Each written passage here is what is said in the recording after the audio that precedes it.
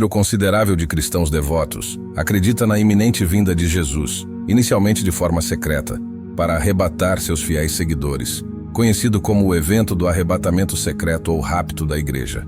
Aqueles que aceitaram Jesus como o Salvador e permanecem fiéis a Ele são esperados para essa primeira vinda. É crucial que os crentes que compartilham dessa crença examinem atentamente os textos bíblicos que fundamentam essa doutrina, a fim de dissipar quaisquer dúvidas sobre esse assunto crucial. É interessante notar que essa concepção é relativamente recente, emergindo apenas alguns anos atrás, após a publicação do livro A Agonia do Planeta Terra.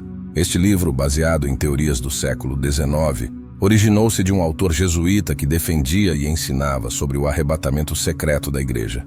De acordo com essa linha de pensamento, a volta de Jesus ocorrerá em duas fases. A primeira, de forma secreta, arrebatará a Igreja juntamente com todos aqueles que permanecerem fiéis e obedientes ao Evangelho. A segunda vinda será uma revelação, quando Jesus retornará acompanhado por todos os salvos após a celebração das bodas do Cordeiro no céu. Na verdade, a vinda de Jesus a esta terra ocorrerá duas vezes, mas nenhuma delas será envolta em segredo. A palavra de Deus não respalda de forma alguma a ideia de uma vinda secreta, que carrega consigo um sério equívoco, com potencial fatal para muitos. A aceitação desse pensamento implica na concessão de uma segunda oportunidade para aqueles que não foram arrebatados secretamente na primeira vez. Assim, esse tema assume uma importância tão significativa que apenas a eternidade revelará suas consequências. Muitos podem correr o risco de perder a salvação ao abraçar a falsa esperança de uma segunda chance. É crucial compreender a origem desse erro e qual é o propósito divino ao revelar esse evento por meio de seus profetas. Não há margem para dúvidas. Na palavra de Deus não podem existir duas verdades sobre o mesmo assunto. Qual versão, então, é a correta? Para esclarecer, é fundamental abordar um fato que tem sido um dos pilares da doutrina do arrebatamento secreto. Essa doutrina sustenta que Deus divide a humanidade em três grupos: judeus, gentios e igreja. Segundo esse pensamento, Jesus desempenha papéis distintos para judeus, gentios e a igreja. Para os judeus, ele é o Messias, Salvador e Libertador, conduzindo-os ao milênio. Para os gentios, Jesus é o juiz, Senhor dos senhores e Deus forte. Já para a igreja, ele se apresenta como o noivo celestial, conduzindo-a à sua glória. Contudo, essa perspectiva não é verdadeira quanto à divisão da raça humana por Deus.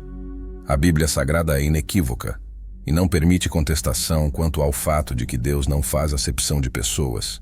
O juiz de toda a terra jamais cometeria injustiça ou demonstraria preferência por indivíduos, grupos ou qualquer outra distinção, independentemente de suas qualificações.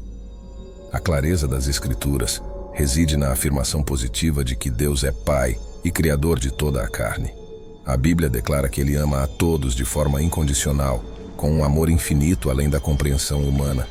Seu desejo é que todos se salvem, e Ele não tem prazer na morte do ímpio. Como expresso em sua palavra, porque não tomo prazer na morte do que morre, diz o Senhor Jeová. Convertei-vos, pois, e vivei. Vivo eu, diz o Senhor Jeová, que não tenho prazer na morte do ímpio, mas em que o ímpio se converta do seu caminho e viva. Convertei-vos, convertei-vos dos vossos maus caminhos, pois por que razão morrereis? Ezequiel 18:32. Deus anseia pela conversão do ímpio, não pela sua morte, enfatizando a oportunidade de redenção para todos. Deus anseia que todos se arrependam e recebam a vida eterna, conquistada por Ele através do sacrifício na cruz. A condição para a salvação é oferecida gratuitamente, e somente aqueles que optam por rejeitá-la não serão salvos, após terem esgotado todos os meios providenciados pelo Senhor para conceder a vida eterna. A destruição dos que persistem na recusa visa preservar a harmonia do universo, uma vez concluído o plano de redenção, eliminando o pecado e suas consequências, como a morte. A Bíblia descreve esse ato de destruição dos ímpios como uma obra peculiar do Deus misericordioso e amoroso. Isaías 28, versículo 21. Em nenhum momento, Deus se deleita no sofrimento humano, conforme sua palavra afirma, pois ainda que entristeça a alguém, usará de compaixão segundo a grandeza das suas misericórdias, porque não aflige de bom grado AOS, filhos dos homens. Lamentações 3:32-33. A rejeição do Messias e Salvador pelos judeus há mais de 2000 anos trouxe consequências até os dias atuais. Não são mais considerados um povo especial, mas cada judeu, como qualquer outro ser humano, pode individualmente receber a salvação pela aceitação do sacrifício de Jesus. Quando ele retornar, será para toda a humanidade redimida, não para grupos específicos. Os judeus foram escolhidos no passado para proclamar as verdades do Evangelho eterno, um privilégio que recusaram. Esse papel foi transferido para a Igreja, o conjunto de pessoas que aceitaram as verdades do Evangelho eterno e se comprometem com a missão que Jesus lhes deu. Essa missão, semelhante à dos judeus no passado, é revelar a Deus ao mundo. A Igreja, como a reunião dos discípulos de Jesus em todas as épocas e lugares, tem a responsabilidade de pregar este Evangelho a toda criatura em todo o mundo.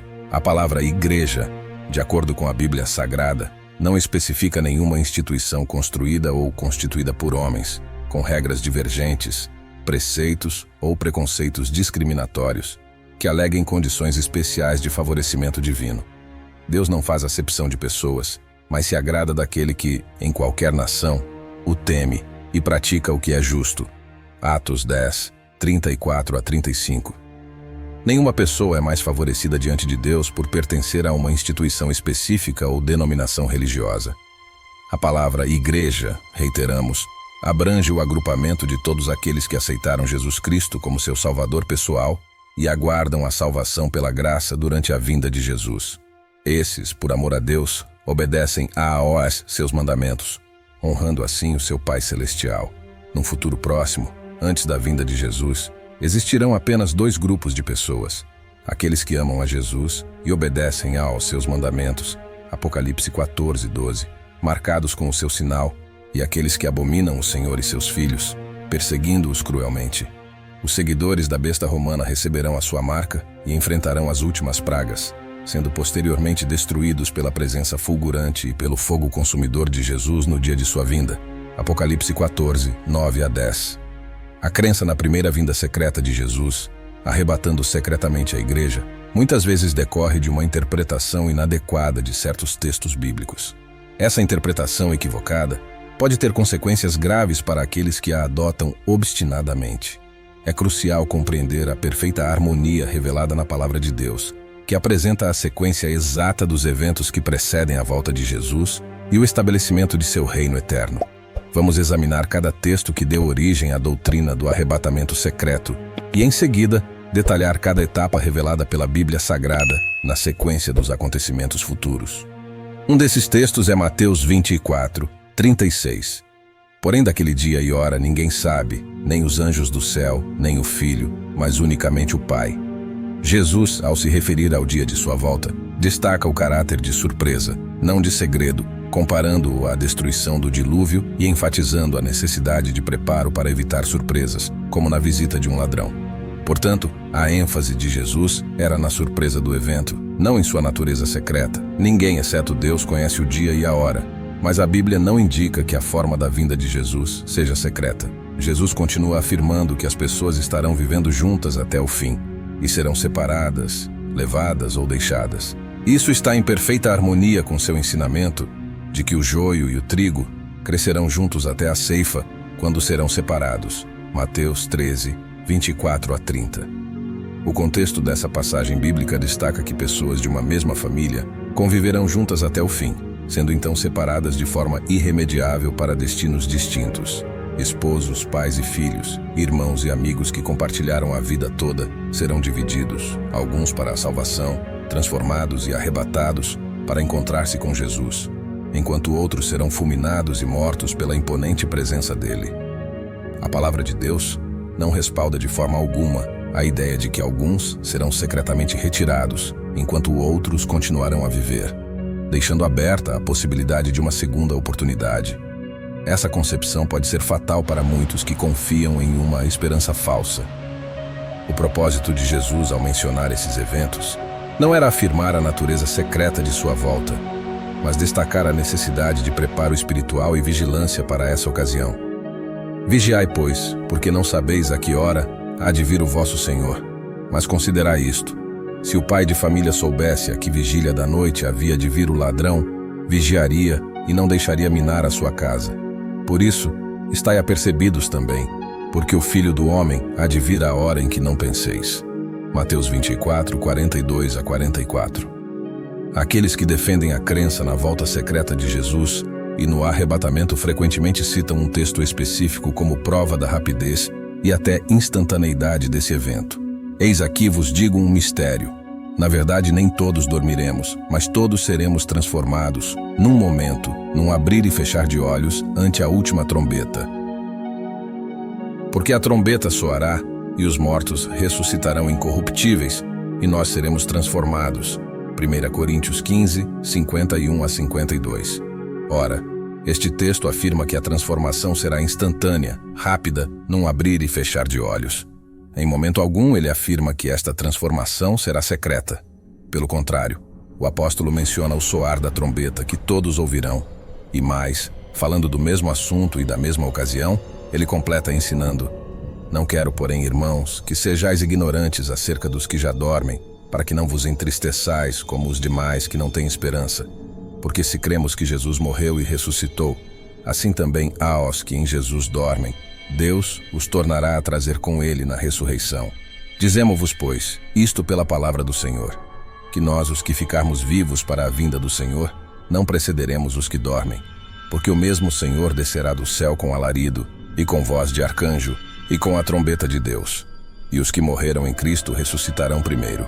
Depois nós, os que ficarmos vivos, seremos arrebatados juntamente com eles nas nuvens, a encontrar o Senhor nos ares, e assim estaremos sempre com o Senhor. 1 Tessalonicenses 4, 13 a 17. De fato, os textos que os defensores da doutrina do arrebatamento secreto apresentam para justificar sua crença são os mesmos que indicam que a vinda do Senhor será visível, extraordinária e maravilhosa, um espetáculo que todo o mundo testemunhará e do qual todos participarão. A menção de alarido, voz de arcanjo e trombeta de Deus em momento algum sugere silêncio, segredo ou ocultamento. Pelo contrário, essas descrições apontam para um grande estrondo, sepultura se abrindo e uma extraordinária agitação, indicando uma comoção mundial. Na sequência, o apóstolo traz à lembrança as mesmas advertências de Jesus, que alguns teimam em utilizar, como se as mesmas indicassem o caráter secreto de sua vinda. Diz o apóstolo: Mas, irmãos, acerca dos tempos e das estações, não necessitais de que se vos escreva, porque vós mesmos sabeis muito bem que o dia do Senhor virá como o ladrão de noite, pois que quando disserem a paz e segurança, então lhe sobrevirá repentina destruição, como as dores de parto, aquela que está grávida, e de modo nenhum escaparão. Mas vós, irmãos, já não estáis em trevas, para que aquele dia vos surpreenda como um ladrão. Não durmamos, pois, como os demais, mas vigiemos e sejamos sóbrios. 1 Tessalonicenses 5, 1 a 6. O mesmo conselho e advertência são dados por outro apóstolo, referindo-se ao mesmo extraordinário acontecimento e suas consequências. Mas o dia do Senhor virá como o ladrão de noite, no qual os céus passarão com grande estrondo, e os elementos, ardendo, se desfarão, e a terra, e as obras que nela há, se queimarão. 2 Pedro 3, 10. O momento que se aproxima comparado à chegada de um ladrão não implica em sigilo, mas sim na surpresa para aqueles que não estão preparados. Pode-se conceber a magnitude impressionante do céu rugindo, e a terra, juntamente com suas criações, consumindo-se em chamas, enquanto seus elementos se desintegram. Este é um eco dos conselhos e advertências que ecoam das palavras de Jesus e de outros apóstolos e profetas. Havendo, pois, de perecer todas estas coisas, que pessoas vos convencerem em santo trato e piedade, aguardando e apressando-vos para a vinda do dia de Deus, em que os céus em fogo se desfarão e os elementos ardendo se fundirão. Versos 11 e 12. Dessa forma, podemos concluir sem dúvidas que o arrebatamento ocorrerá, porém, será um evento visível, nada secreto. Aqueles resgatados por Jesus se encontrarão com ele nas nuvens do céu, proporcionando um espetáculo deslumbrante, sem precedentes na história da humanidade. Nesse momento, todos os salvos, tanto os mortos ressuscitados quanto os vivos transformados, seguirão com Jesus para o céu, marcando o início do milênio, agora revestidos da imortalidade. A morte será definitivamente vencida nesse momento, não tendo mais poder sobre os filhos de Deus.